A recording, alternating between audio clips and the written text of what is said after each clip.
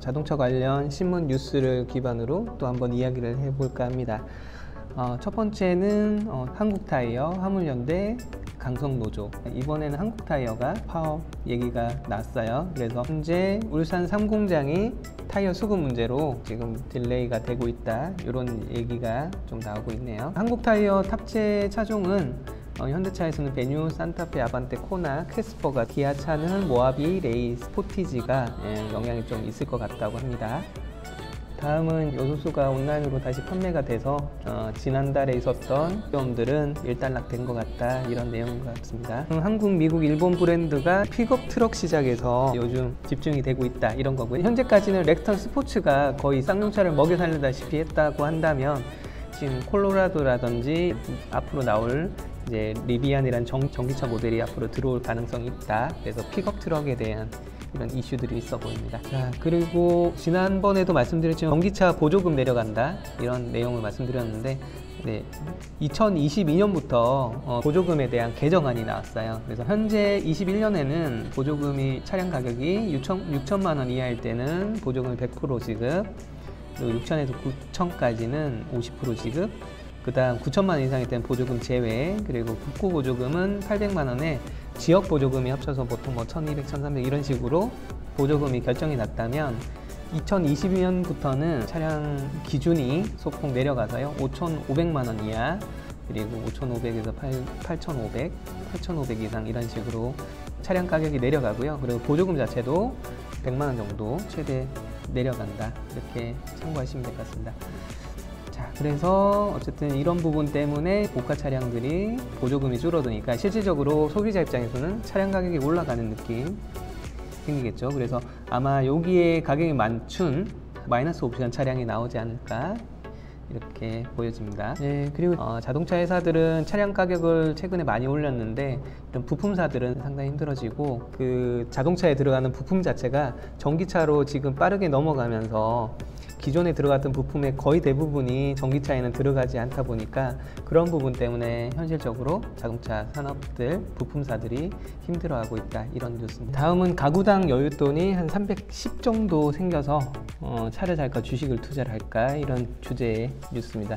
거리두기 지원금 등 이제 초과 저축이 들어서 그렇다고 하는데, 주변에는 힘든 사람들 많은데 이런 통계에서는 해외여행을 안 가서 돈이 남아돈다, 이런 얘기들이 있네요. 그래서 상대적인 빈부격차가 좀 커져 있구나, 이런 생각이 많이 듭니다. 신형 G90 같은 경우가 내년 생산 물량이 2만 대라고 하는데, 첫날에 17,000대 계약이 들어갔다고 해요. 그래서 지금 주문하시는 분들은 내년에 못 받을 수도 있다, 이렇게 얘기를 하는데, 차량 가격이 한 웬만한 옵션 넣으면 1억이 훌쩍 넘어가는데도 그런 차에 이제 계약이 많이 몰린다는 걸 봤을 때도 돈이 있는 분들은 많이 이렇게 계시고, 또 코로나 때문에 점점 어려워지시는 분들은 좀 격차가 좀 커지는 부분이 좀 씁쓸한 것 같긴 합니다. 친환경의 공습, 지난번 시간에도 말씀드린 대로 주유소들이 문을 닫고 있는데, 이 주유소가 문제가 뭐냐면 폐업을 하고 싶어도 이게 폐업을 할 수가 없는 상황이 있다고 해요. 왜냐하면 주유소가 오늘부터 폐업하겠습니다 하더라도 주유소 부지의 기름이나 여러 가지 때문에 이걸 원상복구하는데 비용이 1, 2억 이상 들어간다고 해요. 그러니까 지금 당장 어려워서 폐업을 해야 되는데, 원상복구를 시키는 비용이 몇 억씩 들어가니까 어쩔 수 없이 이제 셀프 주유소로 넘겼다가, 그렇게 해도 안 되면 시골에 주유소가 덩그러니 폐가처럼 이렇게 돼 있는 데들이 있거든요. 그런 데들은 이러지도 저러지도 못하고 그냥 있는 그런 경우들이 생기는데, 앞으로 전기차로 넘어가면서 이런 주유소가 닫는 곳들이 많아지는 부분이 사회적으로 좀 이슈가 될 날이 머지않았을 것 같긴 합니다.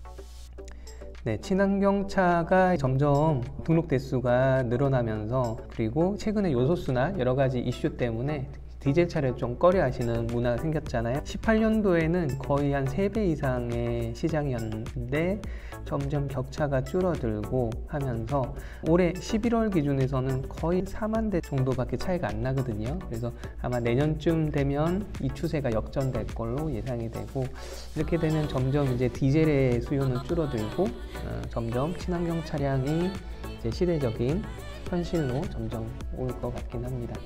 글로벌 반도체 공장 쟁탈전의 승자는 이라는 제목입니다. 제가 앞으로 전기차가 넘어가면서부터 이제 반도체가 지금 들어가는 거에 비해서 상당히 많은 양이 들어가기 때문에 이런 반도체 회사와 자동차의 상생의 구도가 앞으로 될 것 같다, 이런 뉴스인 것 같습니다. 자, 최근에 나왔던 뉴스인데요. 독일차에 입김이 세진 중국이라고 이런 얘기가 나왔어요. 이 얘기가 어떤 거냐면, 벤츠가 모기업이 다임러라는 회사인데 여기에 최대 주주가 중국 국영기업 베이징 자동차 그룹이 거의 10% 가까운 9.98% 지분을 가졌다고 폭탄 선언 비슷하게 했나 봐요. 그리고 2대 주주가 근소한 차이로 9.69% 지분의 중국의 최대 민영 자동차 기업 지리 자동차라고 있거든요. 그래서 이 두 군데가 합치면 한 20% 정도의 벤츠의 지분을 갖게 된 거죠. 그리고 3대 주주는 쿠웨이트 국부펀드라고 하고요. 물론 중국 기업들이 경영권에 어떻게 영향을 주는 그런 지분은 아니지만 그래도 상당한 지분력이 있기 때문에 벤츠의 모회사인 이제 다임러라는 회사가 어떤 사업 결정을 할 때 중국의 눈치를 볼 수밖에 없는 그런 상황이 됐다, 이런 내용이고요. 그리고 벤츠의 웬만한 자동차들이 또 중국에서 생산이 되고 있다고 하거든요. 그래서 이런 영향도 앞으로 좀 커지지 않을까, 이런 얘기들이 좀 나오고 있습니다. 요즘 고급 휘발유가 또 비싼데 잘 팔린다고 해요.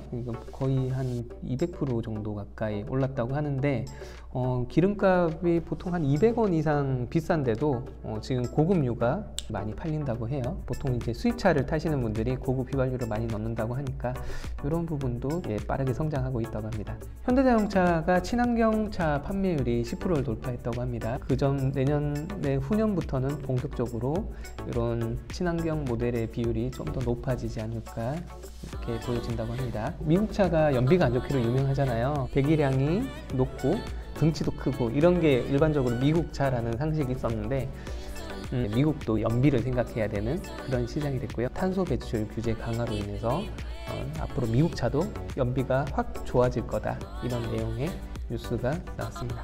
네, 무공해차 2.4조 원 투입해서 수소차 등 50만 대 보급을 목표로 한다. 내년에 수소 충전소가 한 300곳 이상 만들어지는 걸 목표로, 그리고 전기차 충전 시설은 한 6만 개 이상 충전 시설을 추가하는 게 목표라고 합니다. 좀 더 친환경 차량에 좀 더 본격적으로 투자를 하겠다, 이런 내용이 나옵니다.